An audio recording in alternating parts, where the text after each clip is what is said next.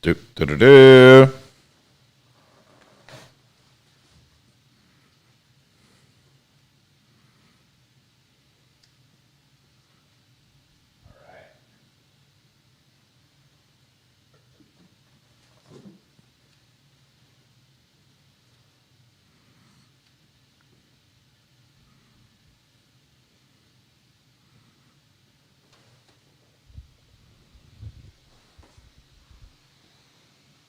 All right, we are about ready to roll here. And 3, 2, 1. All right, everybody, we are live. If you've just clicked the link in our Twitter, it's another episode, Dave. It's episode 32. Can you believe it? No. Yeah, I can't either. If you guys have not watched the show, we are ATL On Fire, the podcast where we talk about it all. And we have a 2-game recap, right, Dave, to go through today? 2 games to talk about, and we're live, so anything can happen, folks. So if you're joining us on the YouTube, get in the chat, ask us some questions. I'll try to keep an eye on that if anything comes through. If not, we will continue to talk about it all. And yeah, find us on all the major podcasters, ATL On Fire. There it is right there. Hashtag ATL On Fire. Thank you, Suzanne, for the T-shirts. And what else is... Can we start with a rumor? Yeah, I like rumors. Well, I don't know if it's a rumor, but so there's been... Joseph Martinez has had some comments that came out in press conference about how... he almost quit the game after the ACL surgery. Apparently, he got a really, really bad infection from the surgery and almost didn't recover. Yeah, I didn't hear about that until a couple weeks ago, right? That he had 5 total surgeries, right? And he had to go back under the knife several times because of this, I think. Yeah, I was really shocked because it seemed like the media would have brought that up and didn't hear much. Well, here's where, we've been talking about it, but the club, come on. Because here's the thing, right? So it's one thing to deny us, accurate reports about injuries. You can say maybe that gives an advantage or whatever. But when the king, our leader, the guy who makes the team go, is suffering, and you have a whole community out there that can pull for him, right? Why in the world would you not make that public and let people get behind him? I have no idea.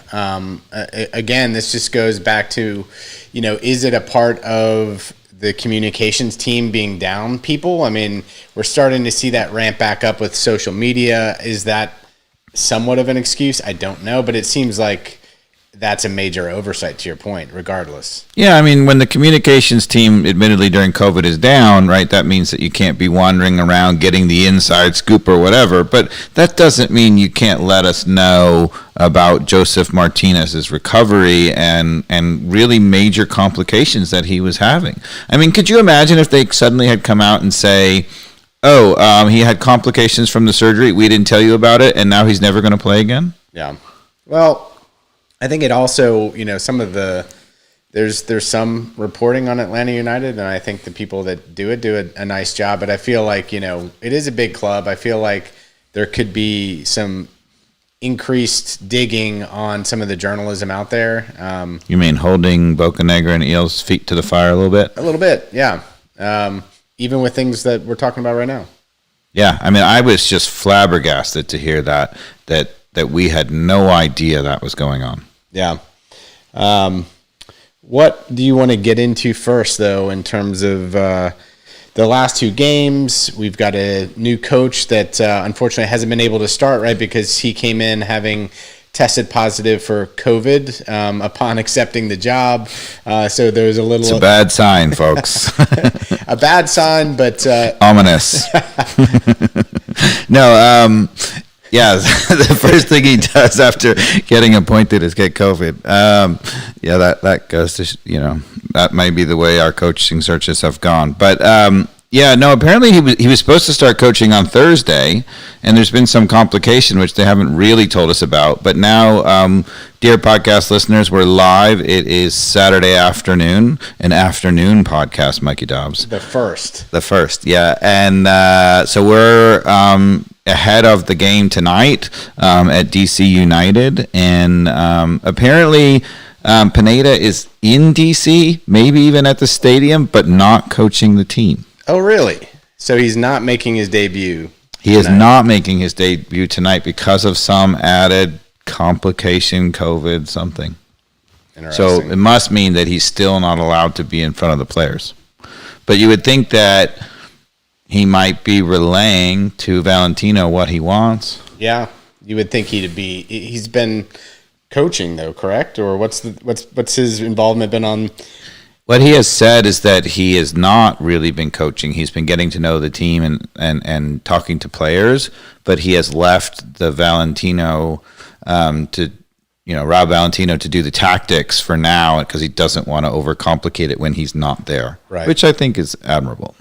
And with tactics, there's a lot to talk about because the good news for Atlanta United right now, folks, is we are on, a 3-game win streak? 3 games. That feels good. It feels good to win, people. Feels good to win. We also have a new player that I know you and I got to see on Wednesday, and a lot of excitement to see what his potential could be. It was definitely promising seeing some of the Miggy-like moves that I feel like we are hoping to see from somebody like that. Miggy-like. Miggy. Well, yeah, that burst of speed in the midfield, I definitely saw a couple little moments where even, I don't know if it's Barco's height that makes his speed a little hard to see sometimes. He's got those little choppy steps where I felt like Luis Araujo, I'm going to get Araujo. It's. I already have gone to the Twitter. Here we go on how to pronounce his name correctly here. So let's go over. I think that's what they were saying. Araujo. Hold on. This has been a major ATL on Fire podcast controversy. How do you pronounce the players' names? We talk about it all, people. Pronunciations included. It's basically Ojo, and the emphasis is on the O, but Araujo. But these got it. Fine folks are saying this is it, right? Araujo, and the emphasis is on the U with the accent, right? So you put a little more O in that on that U, I guess is what. I think I'm flummoxed. I'm flummoxed too. So Araujo. Okay. Araujo, and yeah, so there we go. I keep messing it up. I've been practicing all day and can't. All right, outside of the pronunciation, what did you think of the new player? For just coming in cold in terms of never playing with the squad, trying to distance himself in tight space with our other 3 superstars. I felt like he asserted himself. He showed glimpses of brilliance at sometimes that I was hopeful to see. Had a really nice shot. Again, we were talking about long-range shots on frame, made the keeper make a save. And then he kind of went quiet like the rest of the team. I thought our first 20 minutes in the Wednesday game was great. And then we've kind of floundered in terms of finding that balance that I think everybody was worried about with so much attacking-minded folks up front like himself. Yeah, so, we discussed about where he would play on the field, whether he'd be an inverted winger or a classic winger. And Valentino went with neither of the two. Yeah, I was flummoxed by that decision, right? We're going to play basically 3 attacking midfielders. And at times in the game against Toronto, our front line had a depth of about 5 yards. So that means that basically their back, line of 4 was holding a line, and we had 6 players within 5 yards of the offside line. That's not going to work, folks. It is just way too. This there's a lack of dynamic there, because you just can't get running at players when you're already there. If you run, you're just going to go offside, right? So he played him on the right side for the most part. He did switch over for a few minutes over to the left side, so he had some freedom. But they basically played three different attacking midfielders with complete freedom to go everywhere. And for 20 minutes, it caused chaos. But then afterwards, it seemed to really, mostly we got in our way, and I agree with you in the Toronto game, after the first 20 minutes, we were poor. And just in terms of his performance, though, Luis, what did you think, though? Well, the burst of speed, there were a couple of times where he pushed the ball quickly, and his, 0 to full speed was really impressive. The acceleration, I was like, oh goodness. Obviously it's a very small sample size, but that it was direct. He tried to split the defender, flip it through, and accelerate, and he looked like he was going to be gone. Yeah. So I like that. And so that's also some of the things that we've seen from Moreno, kind of improving when he's a little less out on the left, where he has been able to, like shake the guy off like we saw a couple games ago and drive right up the middle of the field. So how do we make sure that there's room for Moreno, Barco, and Araujo? Araujo. No, I think that the answer has to be that he has to play as a winger, because that will open up everything. It's a difficult thing to do, because you say, all right, well, if Araujo plays as a classic winger on the left, does that, basically block Bello from overlapping? And I think the answer is no. I think Bello should still overlap, but just pick the moments. And you don't need him overlapping, 14 times a game and being the real winger. You can have Araujo as the winger, and it can open it up. So if you're picking the starting lineup tonight, it sounds like we don't have Sosa for some injury.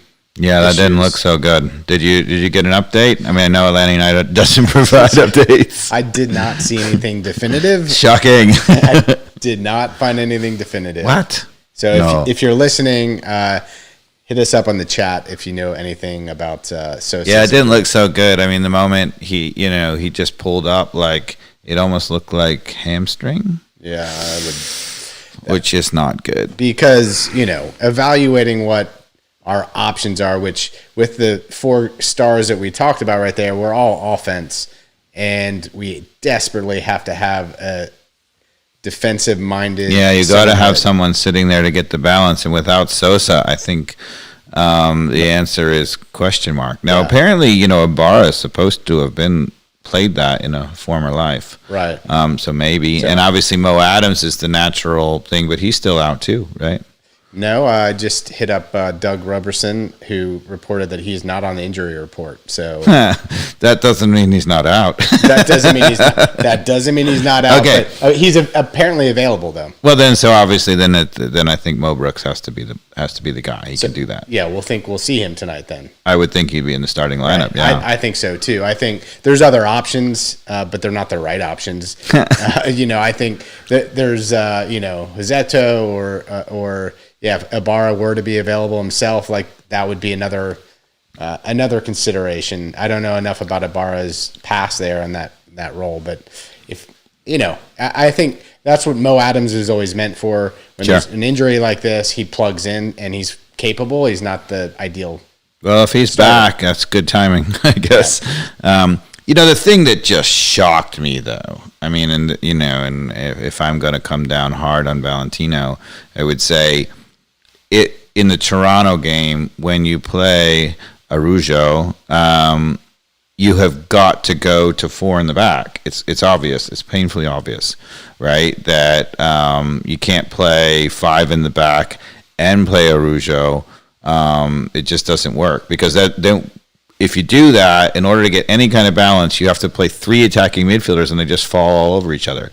And you could see it because outside of the first 20 minutes, we really didn't have players running at the back four. We were really fortunate to get, a deflected Barco goal, right? And outside of that, we didn't really create. I just think that it has to go to a back four. And one of the things that we haven't discussed on the podcast, but when it comes to playing either 3 center backs or 2 center backs, one of the things that occurred to me is, okay, so even if you were, let's say Valentino was the long-term coach and he was really confident in sticking with 3 in the back, and, obviously we haven't given up goals, so, it's working at some level. If you're going to do that, where do you go if there is an injury, or even if you just want to rotate a player? Who's the backup for the back 3? You got Campbell, maybe. Yeah. Right? Campbell's really young. He hasn't really shown that he can do it at that level for that long, right? Whereas if you play 2, then you have obviously the third as an absolute natural backup. So Brent Crawford, who joined the Fire, was saying that Doug Roberson says that Ibarra is out as well as Sosa. So oh goodness, yeah. Well, thank you, dear podcast listeners. For letting us know. Anytime you have any information about who is truly available, hit us up because we struggle. Even your spreadsheet can't tell us, can it? No, I haven't kept up this week on the spreadsheet, so we'll have to refresh that now that we've got some changes. So do you want to go back to the LAFC game or continue on the Toronto? Well, we've been mostly talking about Toronto, so we might as well keep going at it. We'll discuss it in inverse order. So for those who have been following that closely, obviously we played LAFC first, and we're discussing the Toronto game, which happened second, which was Wednesday night.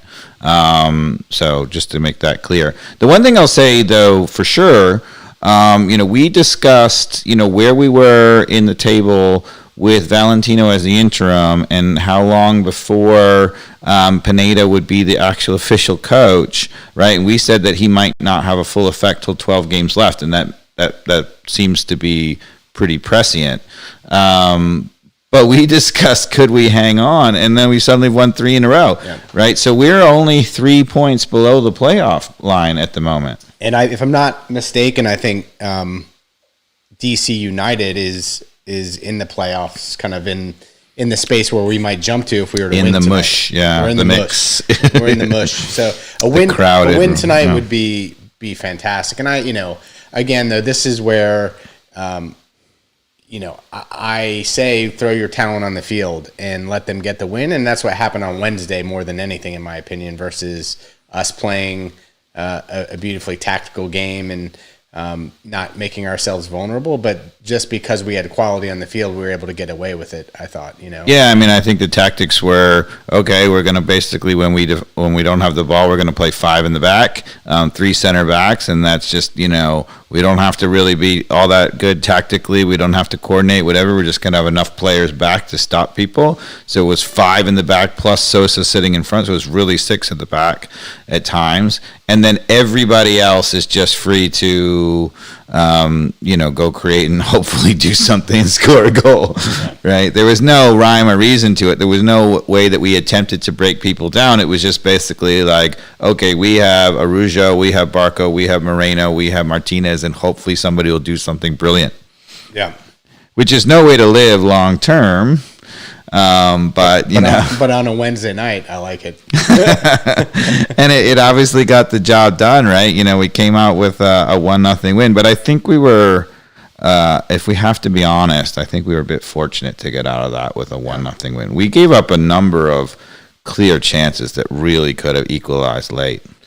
So with Pineda coming in, what do you think will happen if it doesn't go the way we want it to go?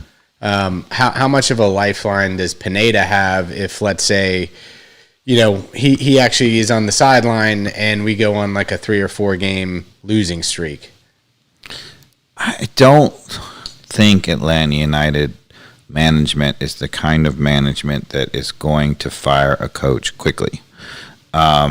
We did fire Heinz. I perfectly will acknowledge we fired Heinz, after just a short number of games. But there they had, a complaint with the league that was, pending that they knew about and whatever. I think if there wasn't that complaint, even with the team not doing so well, Heinz is still the coach. Because I think that they are, and I think quite rightfully, if you make a decision to take a coach, you have to give him at least a chance to settle with the team. So if Pineda comes and struggles and we don't do well, you got to figure that he's still our head coach for the beginning of next year. And obviously, if he continues to struggle for the entirety of next year or a good portion of next year, then I think he'd be gone. Yeah. So, but I don't think they're going to have a short leash. Yeah, I agree, but I think, if we don't see results, I'm curious. I'll have to do a Twitter on this. What's the month we'll see the first Pineda out hashtag on the web? Well, I think Valentino shows you that with the talent we have, you don't have to get it too right to win, right? I don't think that he's done too much that's fantastic. He's basically just said, in a couple of the games, he's literally, in my opinion, just said, our squad is better than yours, and we can just play open football, and as long as our players are happy and going at you and you're coming at us, we're going to win. Yeah. Which, okay. That can happen. Are there any highlights that you want to go through? There is. Well, there is a moment. I'm not sure whether it's on the highlights because I haven't watched back the highlights from, that were clipped. Do they have, Mikey Dobbs, Joseph Martinez scorpion kick? Oh. Is it on there? I don't know if it is. You can look at it, but if we'll hopefully see it here if it shows up. But that would have been something had that gone in. Can I tell the podcast listeners where this came from? Where the scorpion kick originated? Well, I don't know if it originated, but where it became famous. Sounds like a good trivia question, but yeah, take it away from me. Yeah, so Rene Higuita, who was the Colombian goalkeeper back in, I guess it was the 90 World Cup, early wasn't it? 90s, right? Yeah. He was crazy. He used to take free kicks for Colombia. So anytime they had a free kick just outside the 18, he would come forward. He would take the free kicks. He would obviously take penalty kicks, which created some crazy situations because if he hit the wall with the free kick, then it was scramble time to try to get back. But he was crazy, and I think maybe infatuated with certain kinds of drugs that make you really hyped up. Yeah. And so in the middle of the World Cup, folks, with a Colombian team that was a legit team, it wasn't like a team that was just happy to make up the numbers. This was a team that was hoping to advance, right? There is a long shot that's sent in from 30-something yards or whatever. And Higuita's standing there, and it should have been an easy stand up, it was right at him, catch the ball above your head. Instead, crazy man's a scorpion. Instead, he's standing there the whole time. He's standing there, the ball's coming, and people are like, what are you doing? When are you going to actually put up your hand? It's like getting last minute. And at the last second, he does a front flip and back heels it with both heels off of the line up the field. And the ball was like, 3/4 of the way up the goal. It was like head height or higher. I mean, this is nuts, man. Yeah. That's how somebody knows to market themselves before social media happened, right? Like that video as a kid, like that was already making the rounds somehow, some way. We were able to track that video. And so those of you, of course, are familiar with the scorpion, the tail's hanging over backwards, and that's how they, get people. But, and so this looks like a scorpion, and so thus the scorpion kick. I don't know whether that was the first ever scorpion kick, but that certainly put it on the map.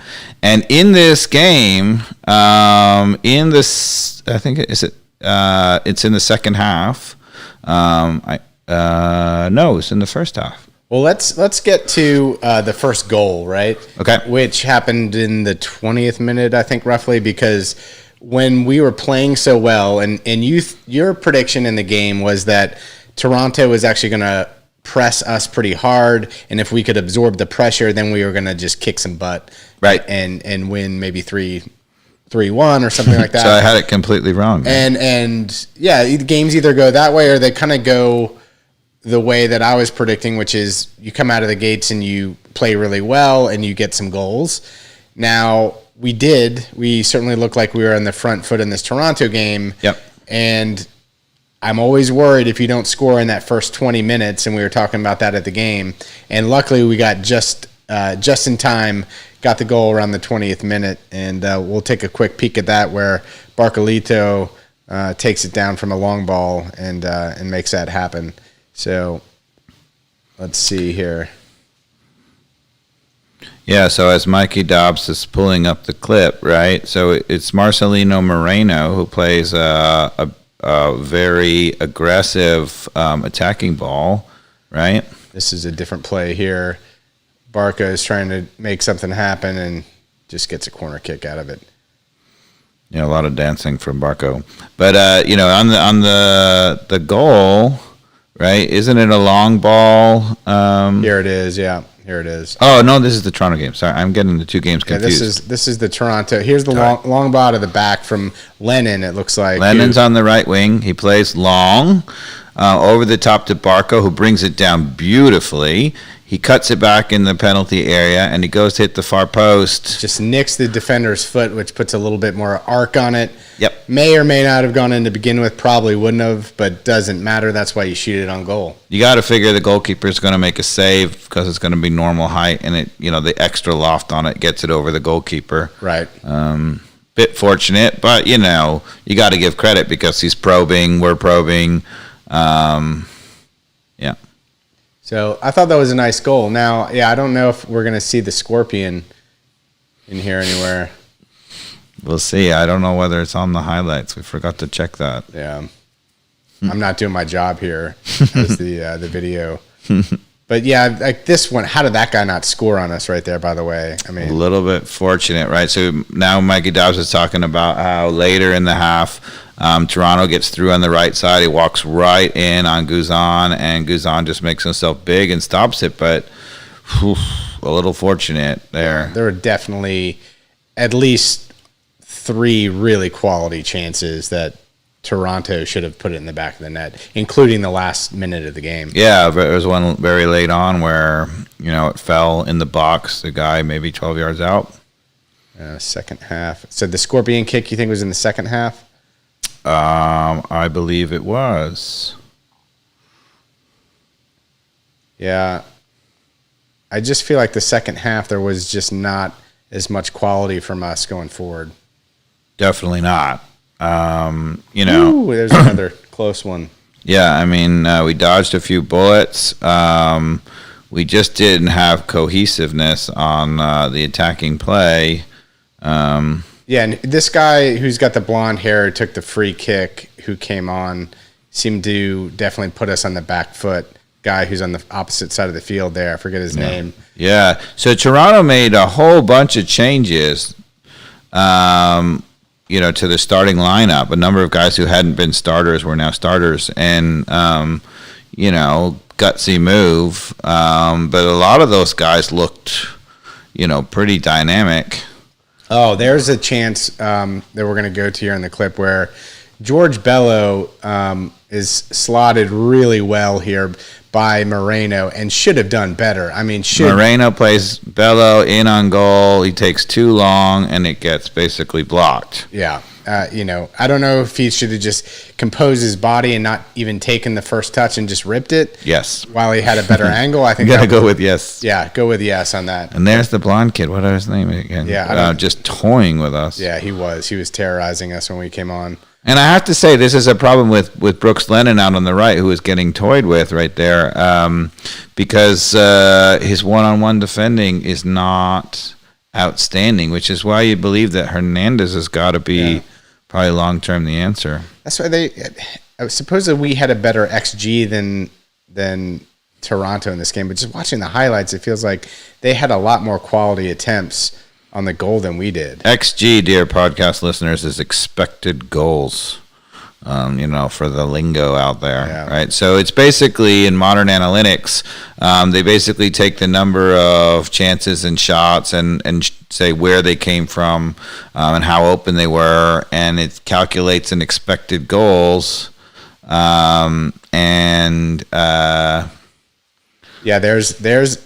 where the XG is high on this attempt here, that Moreno just drags his foot and doesn't get any purchase on the ball, but so describe it for people, right? We're top of the box. So somebody plays it in to Joseph. He does a nice little nifty job of posting it up and playing it back to Moreno. Moreno takes a touch and almost trips, which basically causes the rest of the team to just ball watch, because they're like, did we foul him? Did he go down? And then he actually moves forward and kind of goes out wide to get a pretty easy shot at the top of the 6. Before you go forward, for those people listening on the podcast, right? So Atlanta United has 2 players forward, and Toronto has 6 players back. And Michael Bradley, who's the defensive midfielder for Toronto here, has come back clearly to help with Joseph Martinez.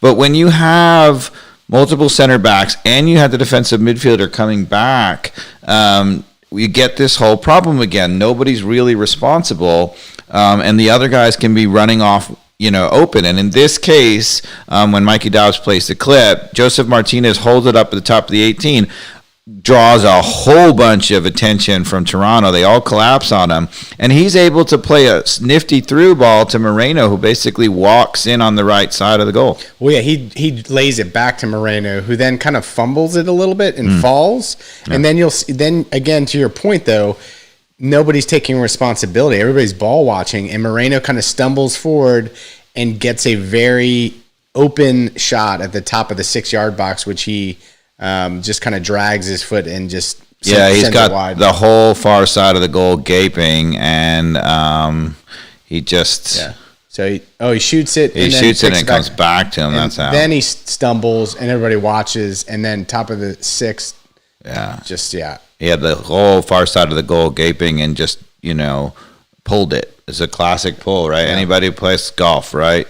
He hooked it badly into the trees. This is where Toronto should have drawn in the game. I mean, this guy just the last goal, the last chance. Flubs it. Just wait, go back for a second. So this is, in the 93rd minute. Toronto is clearly desperate for getting ball back. Guzan makes a save. Just let it play. Yeah. This is right. It. It's out wide. So they're running wide on the left, and Atlanta has 1, 2, 3, 4, 5, 6, 7 people back. Toronto has 1, 2, 3, 4, maybe 5 players attacking. So it's not a numbers problem, and yet there is a player standing wide open at the penalty spot. I mean, when he misses from the penalty spot and he just blazed over, it's sort of. We were at 6s and 7s, so to speak. Right. It's not good. So we just went through the highlights. What was your takeaway from the Toronto game in general, though? We kept the momentum going. We scored a goal. I thought we were certainly capable of winning that game, especially early. We looked like we could just run them right off the field. But that being said, I felt what I would say is, I think that game is a classic example of how Mikey Dobbs and I are both right when we argue, right? So Mikey Dobbs is correct that if you have enough talent on the field, it sort of doesn't matter what the coaching is, right? And you saw that in the first 20 minutes. We just ran Toronto right off the field with just talent, Barco, Moreno. They were just turning people left and right. That being said, we were completely unable to sustain it, because I think the tactics were all wrong. And late in the match, we could have easily been equalized by Toronto. And so I think that's an example of when you don't get the tactics right, all the talent in the world is not good enough. One thing I want to point out in the game, though, I don't know if you agree with me or not, but Amar Sadiq, mm-hmm. I did not think he had a good game. Sadiq, I think you're right. I know there was a little more of a different opinion from some of the comments I read online. So I was just curious, like, what was your opinion? I felt like he made some silly fouls, was not in the right spaces, did nothing overly positive. Like, I would have given him a 4 out of 10 on my player. He's not a defensive midfielder. Anybody who thinks, I mean, and look, from our mouth to Valentino's ears, please, Sejdic is not the Sosa replacement in this game. If he is, we're in trouble, because he just doesn't defend that way. He doesn't read the game well enough. He's really a Hyndman replacement. He's more of a possession. He's more of a box-to-box kind of guy, but he's not, and this might be the perfect segue to going back to the LAFC game, because in the LAFC game, Sosa, put on a masterclass of breaking up attacks and starting counterattacks. The number of times that Sosa read the pass unbelievably and broke up what could have been a bad moment defensively and created an onrush with numbers offensively was just stunning. It was for anybody who aspires to be a defensive midfielder, if you watch the LAFC game and watch Sosa the entire game, it was a masterclass. Yeah, I agree. I thought he was, again, back in the form that we were seeing in the beginning of the season in that LAFC game. So let's go through the highlights then right here. He's on the ball as we kick things off against LAFC. So what was the score of this game, by the way? 1-0? I'm checking my notes. We scored on the counter. Yeah, I think it was just 1-0. Yeah, that was a nice. Who was that? That was. That was Vela. Vela, yeah. Yeah, Vela tries a bicycle kick early. In my notes, do you think Vela's put on a little weight? Am I wrong on that? Watching the, I think the answer is yes. Even from our seats, you could kind of tell that. Yeah, I felt like he was a little chubby. I don't know. Maybe it was the way his uniform was falling. Just a little out of form. Yeah, just a little out of form. This was a nice free kick attempt. Again, why I like Barco taking free kicks is because he at least, even if it lacks. There you go. Right there. Wait. So stop it for a second. Right. Go back. This is the first example. So let's just set the scene for the supporters. Just pause it right here. Pause it. I'm trying. Oh. So LAFC has the ball in the center back, right? They're all the way up the field. So their center back has the ball at midfield, and they are committed to attacking. We are pinned in, so to speak. We have everybody back, but we're pinned in, right? And so the LAFC center back tries to play. They're actually, Sosa's playing against two guys, right? So LAFC has the number advantage. There's two guys there. He tries to play a through ball, into the middle of the field. Sosa steps right in between the two players and wins it. When he wins it, he is going to create a 3v2 going forward, right? So let the clip play. What a read. And now it's 3v2. This is a golden opportunity. Barco plays Martinez in. He should score. The old Martinez would score. He cuts it back and just doesn't quite have enough balance and dexterity to finish it on the counter. But Barco plays the right ball. Yeah. Moreno makes a beautiful run. Everything was right. And it's just an example of Martinez not quite getting there. He's not quite all the way back. So what? We're still 0-0, 40 minutes into this game. Here's a free kick outside the corner of the 18 for LAFC. And this is in. Yeah, LAFC puts in a great free kick. The guy goes back door, and there's not much you can do about that. Just thankfully, it turned out that he was offside. If I'm not mistaken, though, who made VAR? This is another problem, though, with Alan Franco, and it's not in the highlights here, but they got that foul from a silly Alan Franco. A little over-aggressive. Over-aggressive, a little of LGP, which is the reason this free kick was set up to begin with. And I remember that in this game as a mental note that I'm like, Alan Franco, please don't be my LGP nightmare where you've got all of the skills but are continuing to make bad decisions. And this could have been a goal too, man. Wow. Mm-hmm. LAFC definitely put some pressure on us. They're a very good team, techie team. They can create some chances. We're coming up to the goal, right, which is early in the second half. I think this is just for halftime here. Yeah. This is just for halftime, or is this? No, this is just the beginning of the second half. Yeah. What a ball by Moreno, though. I know there's a lot of. All right, so let's go back and set the scene for the goal, and we can analyze it for the podcast listeners, right? So Bello has a throw in all the way in our back corner. We're kind of hemmed in, and we're just trying to survive. And you'll see when we roll the clip that we kind of get out of it. We end up with Moreno on the ball. So go, hit play. Right, Bello throws to Moreno. Moreno turns, and what a probing 40-yard ball. Now, obviously, LAFC should have intercepted that.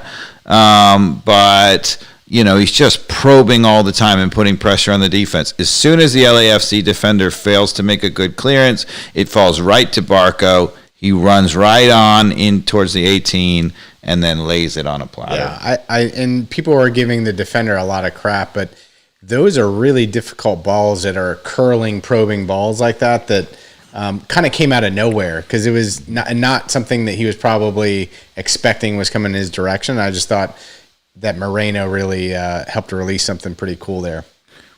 Yeah, so he squares it across, and Martinez, watch the finish, just buries it. And this is something, dear podcast listeners, if you're out there, if you have a kid who plays, one of the things you need to watch with Martinez is when he gets an open chance on goal, the goalkeeper never knows which way he's going.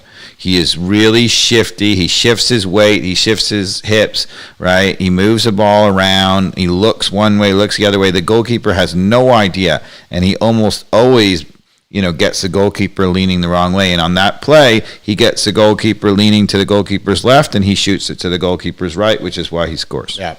And there was a goal taken back from him. I don't know, was it this game? In this game, yeah. He scored, I think, 3 goals. Yeah, and he had opened up his hips, right? And I made that comment on Twitter because when you do that, you let the keeper know nothing, right? You don't know what his intentions are because you can, again, play it far post or whip your leg a little harder and pull it near post, and that gives the keeper nothing to read, right? So absolutely good point. All right, yeah, so later in the game, or I don't know whether it was before or after the goal, but Martinez twice gets through and scores and is called back for VAR. He was clearly offside, but the finishing is just masterclass. Right. And so for anybody who's worried, is Joseph going to get back, I think the answer is yes. Yeah, there's definitely signals. Even early on we saw that chance he would have normally made, but there's baby steps, like Bill Murray says, he's getting there. So here's a hell of a shot by LAFC that rings off the top of the crossbar here. Yeah, so after Atlanta gets the lead, LAFC is probing a little bit. They're through the midfield, and, it's just 35 yards out. Maybe it's really far, and he just hits a cannon. I don't really have a huge problem with Atlanta United on that. You got to assume that Guzan's going to make that save, sometimes if you score from there, more power to you. You got to tip your hat. So I felt like after this point we saw the game out. Well, so hit pause for a second because we have a 1-goal lead. We're into the 70th minute, right? And Rob Valentino, once again, after giving up 2-goal leads, right? He goes defensive again, right?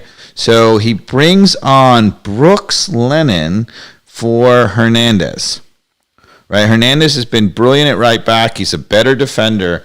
And Brooks Lennon had been injured. He's coming back on. He wants to get him on, clearly. But Brooks Lennon is a much more attacking, right back. And he got torched. But why you bring on Brooks Lennon with the lead? Yeah. And why bring him on at right back? Why not bring him on, somewhere else on the right side? And the reason is Valentino doesn't want to mess with the system. He's so locked into the system that the only place in the system that he has with the 5 in the back, there's no winger. So the only place that Brooks Lennon can go is into that right winger back, right? But that is a defensive position still. I know they don't play it that much, but it's still a defensive position, and it almost cost us again. Yeah. So, and I can't remember the last few minutes of this game, but I felt like they were pretty quiet. I don't know. Yeah, I think we were... I don't think it was, pins and needles. Yeah, I don't think it was pins and needles. And even in the Toronto game, I felt, even though they had quality chances, the game didn't feel like it was under threat. Oh, there's pretty damn good opportunity right there in the 81st. Or LA, there's a turnover in midfield, LA running towards the top of the box, and he gets a long shot. Again, not a terrible shot, but one that, is not a high frequency of scoring from that range. The good news is 3-game win streak. We play DC United tonight at 8 p.m. Hopefully everybody can tune in if you have AT&T. Of course, you can watch that locally. If not, it is blacked out, but on ESPN Plus. Get your VPN from Nord or whomever if you want to get around that. You didn't hear it from us. You didn't hear it from us. But can I bring up one point? So the clip that we watched where LAFC rattles the crossbar running forward, do you think it was the fault of playing 3 at the back that nobody steps up sooner? No, not in that case. No, okay. I think your other cases are valid on that, but I can't remember the setup exactly, but there were a lot of people in the mix there that could have stepped up on him. I mean, it was a hell of a shot. It's pretty long, so I don't, and somebody did step up eventually. Right. And when the person stepped up, I don't remember was Robinson or whether it was Franco. But when whoever stepped up, it wasn't like we vacated and had somebody wide open. Right. So I wasn't more concerned, but I do think that the 3 there maybe caused the player to step up a half a second later. Maybe he closed him down and forces him to take it from, 28 instead of 23. Yeah, I don't know. I feel like that's also one of the scenarios. We had just scored 2 minutes earlier, right? And, the mindset of the other team is to get back in quickly. And so there's a little bit of that for somebody to take an audacious 30, 35-yard shot from that distance and just be feeling it. I think you just take your chances there. I'll take that all day long if somebody wants to take a 35-yard shot. And Brad Guzan should have it covered. In my notes, I also have that Alan Franco had by far his best game and was just bossing it around in the back. Yeah. I don't think he necessarily followed that up with Toronto as being as strong, but in this game was, I thought, the first time where he looked really comfortable. Outside of that one play where he's a little irresponsible and aggressive and gave them that free kick, which they scored but got pulled back for offside. I would agree with you. So what are your predictions against DC United tonight? It's interesting because I have to go on record as saying that at the moment, we are one of the most talented teams in the MLS with everybody healthy. Now, obviously, we don't have everybody healthy. We've lost Sosa again. And if there's a guy who we can't afford to lose long term, it's Sosa. We have backups everywhere across the pitch. The backups in the center back, backups in the wing backs, backups in the attacking midfielders for sure. The only 2 places where I feel like we don't have cover are defensive midfield. Mo Adams is cover, but it's a real step down from Sosa, who's a genius. One thing I will say, I'm not a Mo Adams hater at all. I agree. I think he is tremendously athletic. I feel like he has some vision. Hopefully, watching someone like Sosa come in, like there could be some nice things that rub off on him. But I think he's got upside. I don't know how old Mo Adams is, but I know he's a little bit of an MLS veteran, if I'm not mistaken, right? Yeah, he's been around a little while, but he's not super old. I want to say he's maybe 28. Right. One of the things I feel about Mo Adams is since he's been here, Nobody has given him a defined role. He's been sort of a utility guy, fill in anywhere. And I think his role, if he's going to have a real role, is as a defensive midfielder. There have been moments where people have, talked about him as being one of the best defensive midfielders in the league. Maybe he'll have a chance to show it tonight. Yeah. But if he's going to play and play well, he needs to have that defined role. Yeah. If he's been practicing and he's healthy, I would rather see him plug in for Sosa tonight than anybody else, personally. The other place where we don't have cover, obviously, is up front, Joseph Martinez.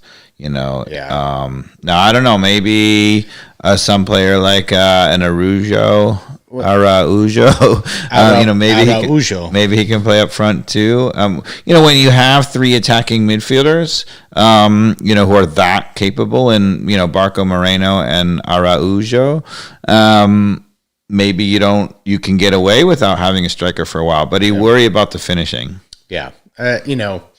I don't know what it could be with a false nine type of setup with Araujo and Barco and Moreno. I would at least feel that they could get it done. Who's your false nine in that scenario?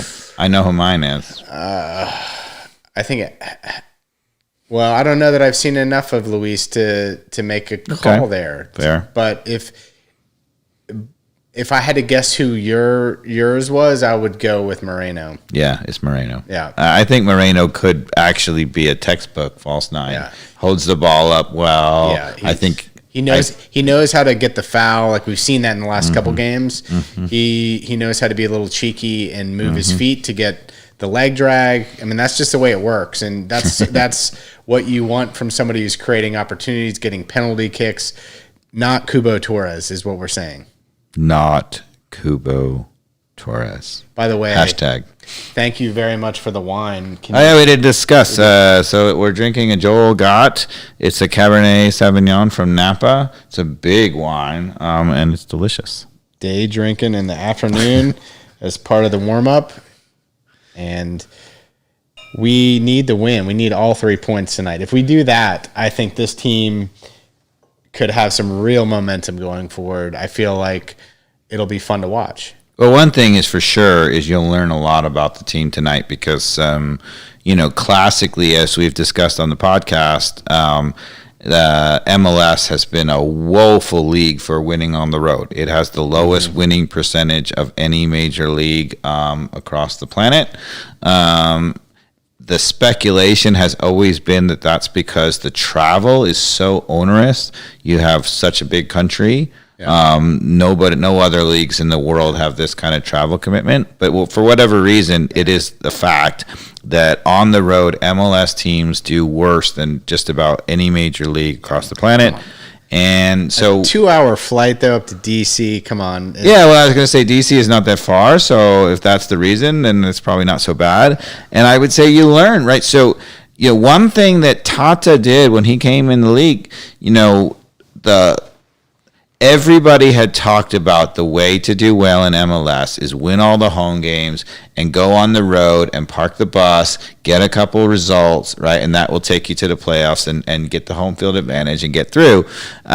We clearly can't park the bus tonight. Well, so Tata changed all that because Tata was the first time he was like, no, we have the better team. We're going to go on the road and play the same way. And outside of that last Toronto game before the playoffs when they won the title in 2018, when they just chumped it and lost the Supporters Shield, when they were really aggressive and got burned. They won more road games. Tata won more road games, I think, than any other team in the history of the league that year. And so I think he proved that if you have a really good team, you don't have to. So we're going to find out two things. One, is that how Atlanta's going to do it? And this is not the permanent coach, so maybe it's not the permanent decision. And we're going to find out whether we're good enough to go on the road and try to get a result. Yeah. Well, the last one was Seattle, right? Yeah. So everybody tune in to the Atlanta United game tonight against DC. 8 p.m. kickoff, am I mistaken? 8 p.m. kickoff. We'll be watching. Again, on ESPN Plus. If you can get it. If you can get it on AT&T/DirecTV, it should be available. Is there a rant there, Mikey Dobbs? No, I'm not going to go off on it any more than I have. We've talked about it a little bit. I mean, but Atlanta United. I kind of felt like this was a temporary standoff between, YouTube TV and Hulu and Atlanta United, and not just Atlanta United, but all the teams that are represented by Fox Sports, including the Braves and whatnot. It's Bally Sports, right? Now it's Bally Sports. It got converted from Fox Sports Southeast to Bally's. But I thought it was going to, you figure someone's got to blink. It's gone on long enough, it doesn't seem like anybody's blinking. Yeah. Oh. So we're just stuck in the middle, getting the shaft. Yeah, it's ridiculous. But nonetheless, if you guys have not subscribed to the YouTube channel, please do. Tell a friend. And I am on vacation for 3 days. Don't go, Mikey tomorrow. Duff. So maybe we can do a podcast late next week. Sure. One of the things we're going to try to do, dear podcast listeners, is we're going to try to, as you know, we don't have a regular schedule. The podcast doesn't come out on a regular day, but, and part of that is because we have other jobs. Yeah. It's at least rumored anyway. Other jobs. And you coach 3 nights a week. You're a champ, man. But we are going to try to give more advance notice and do these live so that the podcast listeners can ask questions live. So get on Twitter, follow ATL on Fire, and look for the notifications that we're going to do the live podcast, and jump on and ask us a question. Yeah, and Brent Crawford, thanks for doing that tonight. Thanks for letting us know. And we'll hopefully amp this up a little bit. But nice first couple tests on the live broadcasting. So sounds good to me. All right, everybody, let's go for the win tonight. Thanks for listening. Take care.